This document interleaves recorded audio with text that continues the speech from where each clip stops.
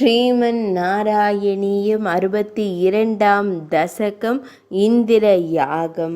இந்திர வேள்வியை நடத்த விளைந்தார் நந்த கிராமத்து கோபர்தாமே. வேண்டிய பொருளை கொண்டவர் கண்டு ஈண்டிவர் செய்வது யாதெனக் கேட்டாய். வானவர் கோனது கர்ப்பம் அளிக்க தானங்கு எண்ணி இருந்தனை அன்றோ. மழை தரும் தேவன் இந்திரன் அன்றோ.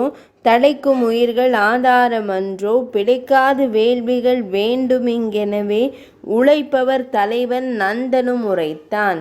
வனம்தனில் பெய்மழை வேள்வியாலில்லை. நன்மைகள் செய்வதால் மாறியது பொழியும்.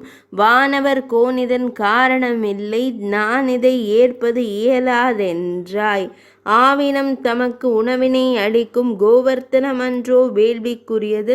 நான்மறை ஓதும் வேதியர் இங்கே வானவர் தம்மினும் உயர்ந்தவராவார். ஆதி பொருளாம் நினது சொல்லே யாதவர் தமக்கு நான்மறை ஆணை. வேதியர் அவர்க்கு வந்தனம் செய்து நாதியாம் மலைக்கு படையலிட்டார். நாதன் நீயே உன்னில் உறைவோன் சோதியாய் ஏற்று அருளினை அன்றோ. இட்டது உண்டாய் சுட்டியே நின்றாய் கிட்டியதேற்ற மலை காப்பென்றாய். இந்திரன் பகையை எண்ணி அஞ்சிய உந்தன் மக்கள் மகிழ்ந்திருந்தாரே. தன் உரிமை என்றே தான் நினைத்திருந்தான். மன்னவன் வெகுண்டான் சீரியே நின்றான். தன் வலிவு தன் பதவி என்று இருமாந்தே உன் கருணை என்பதை முற்றும் மறந்தான்.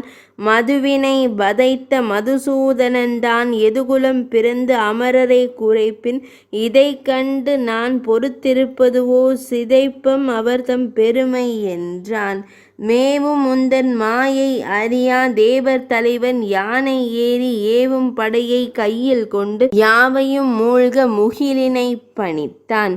நாவால் நவின்றிலர் தீயும் காற்றும் தவறிது எனவே நகைத்து நின்றார். அஞ்சல் வேண்டாம் இந்திரன் கோபம் விஞ்சிய ஞானத்து வேதியர் உண்டு. தஞ்சம் அளித்த கோவர்த்தனம் உண்டு எஞ்சுவது நன்மையே ஆகும் என்றாய்.